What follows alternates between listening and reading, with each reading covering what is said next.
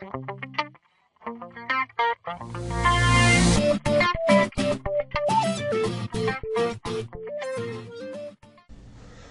back. We're going to talk a little bit about principles and adaptations of aerobic and anaerobic training, and then we're going to focus primarily on principles and adaptations of skeletal muscle strength and cardiac/muscle endurance. So we're talking about how if we lift, our skeletal muscle adapts to that lifting, and then we're going to talk a little bit more in depth about cardiac tissue and how it adapts. Now, we've hit a little bit on this up to this point, but hopefully we're going to put it all together and really hammer it home. Hopefully. Let's see how it goes. Let's get started here. So resistance training and gains in muscle fitness. We've talked a little bit about this, but if we haven't hit it home enough, we're going to hit it one more time. Muscle is very plastic, and what that means is it can increase in size and strength with training. We call that hypertrophy, but it also can decrease with immobilization. So if we just kind of don't do anything with it, we have a thing called reversibility. We have muscle endurance, the ability of a single muscle or muscle group, like the quadriceps, the hamstrings, whatever it might be, to sustain high intensity repetitions of static exercise. All right, so just constantly going. And then we have cardiorespiratory endurance, the entire body's ability to sustain prolonged dynamic exercise using large muscle groups. Again, the quads, hamstrings, calf, core, all those kinds of things. So, one of the things I want to talk about here is 1 rep maxes. So, a lot of times we use a max, we'll abbreviate it into max, or 1 rep max, or sometimes a 3 rep max, every once in a while a 5 rep max, to determine overall strength when we're developing a strength and conditioning program. All right, so what we see here is a chart. All right, so basically what we have is we're doing 1 repetition at 100%. We're going to get 100% of whatever the lift is. So maybe it's 100 pounds. If we're doing 2 reps, we should be exerting ourselves up to 97%, 94, so forth and so on. So you can see if we're doing 15 reps, which is kind of that endurance category, we're going to be bench pressing, or whatever we're doing, maybe it's a squat or whatever, 58 pounds basically. All right, and then the next chart here is what we're seeing. So weight lifted. If we go down and let's say we do, whoops, not what I wanted to do. I was hoping to highlight that, but it's not working. But let's say we do a leg press or a squat or bench press, doesn't really matter, of 195 pounds. At 100%, a 1 rep max would be 195. 2 reps would be 182.3. 3 reps, 180 or 177.5, so on and so forth. So a 10 rep max would mean that we need to bench press, if we're doing bench press, 143.3 pounds 10 times to equivalent 195 once. All right, so a lot of times 1 rep maxes aren't safe, especially for newer people to lifting. So I really like to use a 3 rep max because we're not putting a maximal exertion load. All right, and we're going to do that 3 times. So we'd load it with 177 pounds, 177.5 specifically, and we try to do that 3 times, and it would equivalent, to a 1 rep max of 195 pounds.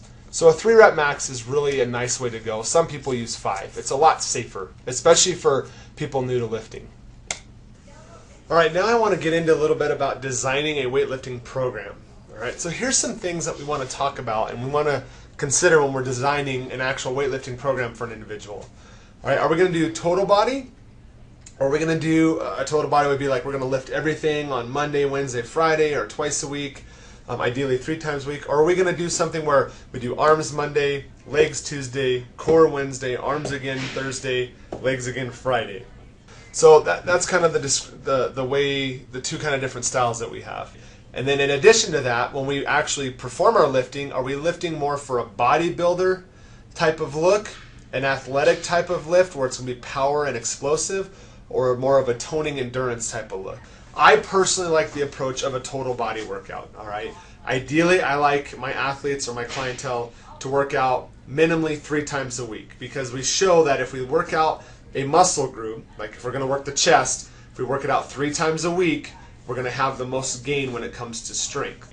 The other one would be like you do just arms on Monday, then you do just legs on Wednesday, or Tuesday, excuse me, and then you go back to arms on Monday and you cycle that way. So you're lifting, 5-6 days a week, but you're only still lifting that group, like upper extremity, twice or 3 times a week. All right. The problem with it is then that person's got to be in the weight room, 6 days a week to get their group lift, their chest, like if they're gonna do more of that Monday chest, Tuesday legs, so forth and so on. That means they have to lift 6 times a week because they're gonna have to do chest on Monday, then chest again on Wednesday, then chest again on Friday, and then legs Tuesday, legs Thursday, legs Saturday. So they're lifting 6 days a week, and you see that more for people that want to get really, really big, like the bodybuilder type. So I like more of a total body where you're going to do all muscle groups on Monday, Wednesday, Friday, or Tuesday, Thursday, Saturday, so you're only lifting 3 times a week. And I'll show you a layout, kind of what I do personally when it comes to lifting. So as far as style, are we going for bodybuilder? Are we going for athletic? Or are we going for endurance? Now, there's a difference. Bodybuilder, and I'll just write this in there, bodybuilder is going to lift to fatigue between 3 and 5 reps.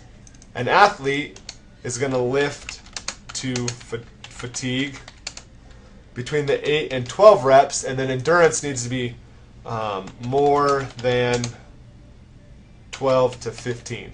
So they're not really lifting, endurance isn't really lifting to fatigue, they just need to be lifting reps that are more than 12, 15 per set. All right, and so what happens here is a bodybuilder, someone that's lifting, they're lifting super huge loads, but they're only doing it 3 to 5 times. All right, they're literally trying to break the muscle down and build up things like scar tissue and capillaries and all those kinds of blood in the muscle. So they're not exactly the strongest. In fact, if you took a 300-pound bodybuilder and a 300-pound offensive lineman, the offensive lineman, as far as power and explosiveness and pure strength, is going to blow the bodybuilder out of the water. Even though the 300-pound offensive lineman might look a little bit out of shape, he might have a beer belly or kind of that gut on him, the way he trains is for pure power, explosive kind of nature. All right, the bodybuilder is actually tearing down and building up the muscle with a lot of scar tissue and things like that. So even though they look really fit and they look really strong, they're not always truly strong. And if you ever watch like the Strongest Man competition, most of those guys are just really big humans, and they're not that bodybuilder Arnold Schwarzenegger type of look. Again, athletic, which was for more power explosiveness, we're going to lift to fatigue between 8 and 12 reps. And what that means is, let's say we're doing a bench press, all right, and we put 100 pounds on there. If we're lifting it, and at 100 pounds we can barely do 5 reps, all right, repetitions, we have way too much weight on. If we have 100 pounds and we get to 12, and we're like, I can still do 3 or 4 more of these, then we don't have enough weight on. So that fatigue means on our last rep, we should barely be able to push the weight up. All right, so and we want that fatigue range to be between the 8th repetition and the 12th repetition. And as long as you're in that category, you will always be building power and explosive strength. Now endurance, again, we want to be lighter weight, more reps, so we want to be that 12, 15 or higher. Now we don't want to be something like 100 because that's a little bit too much and it's not putting the strength on, but I like to tell my clientele between 15 and 30 repetitions. All right, somewhere in there at 30, they should be like, okay, I'm pretty tired, I can't do too much more. All right.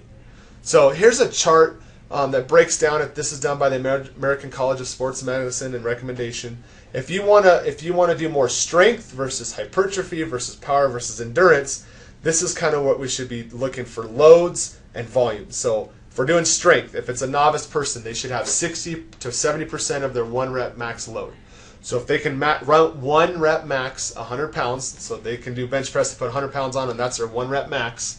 All right, they should be doing between 60 and 70 pounds. All right, they should be doing between 1 and 3 sets, and voila, 8 to 12 reps. Muscle hypertrophy, and again, hypertrophy is actually gaining tissue. All right, transient hypertrophy is the increase in muscle size that develops during and immediately following a single exercise bout. We get fluid accumulation in the interstitial and intercellular space and blood plasma. All right, that's initial, and that's, if you've ever heard of Arnold Schwarzenegger, feeling that pump. All right, if you've ever worked out intensely and done a lot of physical lifting, you'll notice that your muscles feel kind of swollen and pumped up. That's just fluid accumulation. Chronic hypertrophy is increase in muscle size after long-term resistance training, especially after about 6 to 8 weeks and on. All right, we get changes in both the size of the muscle fiber, the fiber itself gains in size, and the number of muscle fibers. All right, that's called fiber hyperplasia. All right, hyperplasia. So hypertrophy is the gain in actual muscle fiber size, and hypertrophy or excuse me, hyperplasia is the actual number of fibers dividing and making more. And if you look at this slide, all right, this is pre-exercise. All right, you can count, how many fibers we have. This is one individual fiber. Here's another one here, another one here. Afterwards, all right, we're going to gain muscle fiber, and then you can see these individual fibers are actually larger. All right, so hypertrophy is that, and then hyperplasia is the increasing of these fibers in and of themselves. All right, so we might have, 30 fibers for one muscle, and over here we might have 50 fibers. In addition, they actually are a lot larger as well. Excuse me there. All right, hypertrophy. We get an increase in muscle protein synthesis, so there's actually more protein in there. This possibly increases the number of actin and myosin filaments, all right, and the myofibrils that are in there. Again, it's facilitated by post-exercise. Fix this here real quick. Nutrition, testosterone plays a huge role in promoting muscle growth as well. So all these things, all these factors come into hypertrophy. Okay, fiber hyperplasia, all right, that's where the muscle fiber actually splits in half, and this happens with intense weight training, all right. Most of our research comes from cats, all right. Now, there is a little bit of human research, but it's very, very limited at this point, all right. Each half of that muscle fiber then increases to the size of its parent fiber, all right. Satellite cells, which play a response in injury, may play a part in this. We're not 100% sure. Hyperplasia has been clearly shown to occur in animal models, but there's only a few studies that suggest this occurs in humans too, just because there's not a lot of research out there. It's kind of just coming on the brink of things right now. All right. So we've covered now muscle strength. Again, at the very end of this, I'll probably put together a really good 1 week, maybe 2 week, 1 month kind of workout for a specific individual. But you guys hopefully now have a good grasp of that muscle strength. So let's cover now the cardiovascular side. And again, we've talked about this, but we're going to hit it home one last time. All right, why is the heart so important? We've talked about this. Average heart rate, if we take based on an individual of 70 beats per minute, so an individual, the resting heart rate is 70 beats per minute. On average, they beat over 100,000 times in a day. All right, if we take that individual and we subtract just 5 beats a minute, all right, which is doable, 5 beats a minute from a resting heart rate of 70 beats per minute down to 65 beats per minute, we'll save over 7,000 beats a day and over 2.5 million a year. All right, this is huge numbers right here. All right, and we can, if we train someone right, we can lower their resting heart rate by 5 beats per minute in someone that has never trained before in as little as 5 weeks. And I'll show you those statistics here towards the end of this lecture. All right, we've talked already before about heart tissue regeneration, but remember, it can grow both in a serial pattern and a parallel pattern. All right, and I'll show you that here in just a minute. All right, so we have this thing called a Carvonen formula, and again, we're hitting this really hard, but a Carvonen formula is a formula specific to that individual to acquire a target heart rate when exercising cardiovascularly. All right, and so we take 220, which is our maximum heart rate at birth, and we subtract our age, and we subtract our resting heart rate, and we times it by our workload, and then add our resting heart rate again. So I've done this for myself. Whoops, let me undo that real quick. I want to highlight these two figures. So I'm 30 years old, so I take 220 minus 30. It gives me 190. I subtract my resting heart rate, which is 56. Gives me 134, and then I'm going to times it by 80% and 60%. Again, anything below 60%, we are not putting enough stress through the heart to really cause the chambers to expand and put a volumetric flow through the heart. Means an expansion on the walls of the chambers of the heart, and we're not going to gain any cardiovascular fitness. Anything over 80%, all right, and we're switching energy systems. We're going from aerobic, starting to get into anaerobic, all right, and we're not going to be able to deal with that lactic acid that we're going to build up for long enough. Because remember, we want to exercise at these target heart rates for a minimum of 20 minutes, ideally 30 minutes, 3 times a week. And if we take that further, well, let me go here and we'll take that further. So what I get is I get 163.2 and 136.4. My heart rate should always be between 136 beats per minute and 163 beats per minute if I want to gain cardiovascular fitness. Now, a couple other criteria. I have to do that for a minimum of 20 minutes at that range, at that 136 to 163. If I don't exercise long enough, then I'm not going to get cardiovascular fitness. Now, standards and most of our studies show that if we're closer to this 80%, we can get away with doing 90 minutes of exercise a week. If we're at this lower rate, then we need 120 minutes a week. All right, so someone that's just starting out, if they're going to do 60%, they probably need to do 5 times a week. Someone that's going to do the 80%, they probably can get away with doing 3 times a week. Cardiac tissue degeneration, all right, aka reversibility. Some studies show, and again, I can't find this, I think I alluded this in the aerobic pathway when we lectured on that a couple weeks ago, but I remember it being as low as 36 hours. I've really tried hard to find some research here and I just can't, but I have in my old notes when I took exercise phys from Fresno State that it was as little as 36 hours. Again, why we must exercise cardiac tissue every other day. If we look at this chart, here's reversibility. Week 1, week 2, boom, boom, boom, boom. By week 11, we say, all right, Thanksgiving breaks around the corner, Christmas break, we stop. We don't work out for 3 weeks, and it already starts to fall off the chart. Then by week 15, we say, hey, we got to get our butts in gear again, and we go up. If we look at over, basically we got 1, 2, 3, 4, 5, 6, 7, 8, 9, 10 days. So I built this at 10 days where we rest, and then we work out, rest, work out, rest. So this is based on like running once, maybe twice a week. We gain, this is to indicate VO2 max, all right, which is an indication of cardiac output. Helps if I can spell right, sorry guys. But you can see we increase and then we fall, then we increase and we fall. Overall, we stay pretty well flatline. So this is a great maintenance program, but it's not a great increasing program. And that is because of reversibility. The body's willingness and wanting to be very, very lazy. All right. So myocardium, all right, the cardiac muscle, thickness varies according to the stress placed on the chambers. We've talked a little bit about this. A traditional bodybuilder is going to gain in thickness of the wall itself, but it's not going to increase the overall volume that the ventricles and the chambers can actually hold. And that's what we're looking for, is we want that volume to increase, because when we contract, we want to be efficient.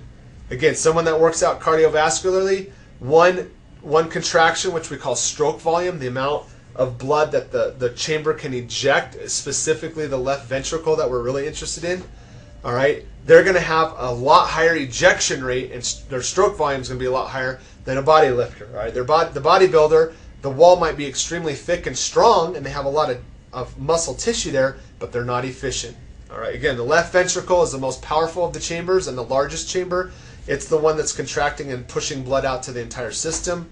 With exercise training, the size of the left ventricle increases. And then intercirculated discs and the myocardium allow impulse to travel quickly, and cardiac muscle, let's just get rid of this altogether because it's not important right here. We talked about this already. So a couple other things we want to touch on here in this lecture. A thing called DOMS, which is delayed onset muscle soreness. All right, this is that soreness that we feel 1 to 2 days out. Again, soreness is felt 12 to 24 hours after a strenuous bout of exercise. All right, so if we lift on a Monday, Tuesday afternoon, Wednesday afternoon at the latest is going to be extremely sore. This results primarily from eccentric muscle activity. All right, it's associated with structural damage, impaired calcium, accumulation of irritants, increased macrophage activity. It is not associated with lactic acid buildup. And again, if you came to the lab on energy pathways, you would remember that we pretty much disproved that lactic acid is cleared out within about 60 minutes after exercise. It could, and it may be caused by inflammatory reaction within the muscle itself. This is a small, very microscopic breakdown of the muscle tissue. So we get a very small inflammatory reaction within that damaged muscle. Not the same as we would get like with an injured, like a pulled muscle or torn muscle, but it's very small on a microscopic level. The best way to treat DOMS, delayed onset muscle soreness, cold therapy. Get the athlete or individual into a cold bath. All right, have them move it, have them flush it, lots of stretching, those kinds of things. So evaluating cardiorespiratory endurance, we use VO2 max. It's the highest rate of oxygen consumption attainable during maximal exercise. What I wanted you to know here is VO2 max, that ability to use our highest rate of oxygen consumption, can be increased 10 to 15% within 20 weeks of endurance training. That's pretty low. That's only about 5 months when we think about it. We can increase it 10 to 15%. That's pretty huge. All right. So some adaptations that we make to cardiovascular endurance training, our heart size, the actual physical size of the heart, may increase. Our stroke volume, the amount of blood we're pushing out, may increase. Our heart rate, we might either increase or decrease our heart rate. Cardiac output, blood flow, all right, blood pressure and blood volume, all different things that we can change cardiovascularly with exercise. Okay, so we'll just take and isolate out stroke volume, for example, and talk about the adaptations. So if we look, all right, stroke volume at rest and stroke volume maximum. So stroke volume at rest, if we take the untrained person, they're usually 50 to 70 milliliters per beat. Trained 70 to 90, highly trained 90 to 110. So even at rest, this guy, the amount of blood he's pushing out is just almost double to what an untrained person is. And then at max, you can see that he is just squashing this untrained person. So you can see just one chart of what happens with a little bit of training. All right, now heart rate adaptations to endurance training. I told you we're going to talk about this a little bit later. For a resting person, all right, this is resting heart rate, we may decrease by, on average, 1 beat per minute with each week of training. So our resting heart rate, if we had someone that was a resting heart rate of 80, after 10 weeks of training, their resting heart rate should be 70, down 1 beat a minute for each week. Our maximum heart rate is usually unchanged or decreases slightly. All right, so if we take an untrained person and train them, and we compare them to an untrained person that hasn't trained, obviously, there's very little change that takes place between the time that they didn't train and the time that they did train, because our maximum heart rate is kind of a limiting factor, and we can't really change that physiologically. Now, stroke volume, that's a different thing. So if our maximum heart rate goes up to 200, the amount of blood that heart is pushing out, that does increase. So that's a big difference. Here's change in heart rate recovery with endurance training. All right, this is recovery rate. So we take both a pre-trained person and a post-trained person. So someone with no training is in blue. Someone that has trained is in red. Both shoot up to about 200 beats per minute. They level off. They sustain that for about 4 or 5 minutes, and then they stop. Obviously, the person that trains more, their heart rate comes down much faster than someone that hasn't trained. Blood flow adaptations to endurance training. I'm trying to talk too fast here. Blood flow to exercising muscle is increased with endurance training. That's pretty obvious. We increase the capillaries at that muscle. We have greater recruitment of exciting capillaries, so we're able to recruit more capillaries and use them more effectively. We have more effective blood flow that's redistributed from inactive regions. So we take more blood from the intestine and push it out to the muscles. All right, and we have an overall increase in blood volume. All right, again, blood volume, adaptations to endurance training. Blood volume increases rapidly with endurance training. Plasma volume increases due to increased plasma proteins, increased antidiuretic hormone. We have increase in red blood cell volume, hemoglobin. All these things increase and overall increase the blood volume. So here's a good chart to just show kind of all the different variables, both for a pre-trained, a post-trained, and a world-class endurance runner. Heart rate, pre-trained 75, after training they're 65. Compared, world-class 45, and that might even be lower. You can just look down all these lists. Diastolic blood pressure at rest, maybe 78, goes to 76, world-class runner 65. So just kind of a nice chart to see where some norms are. All right, I hope you guys enjoyed this lecture. Hopefully it's putting some of this together. The last thing I want to capture here, and I'll probably break it out in a separate lecture, is how we would design an overall workout for someone that maybe is new to the game. So you should see a separate link right after this breaking that out.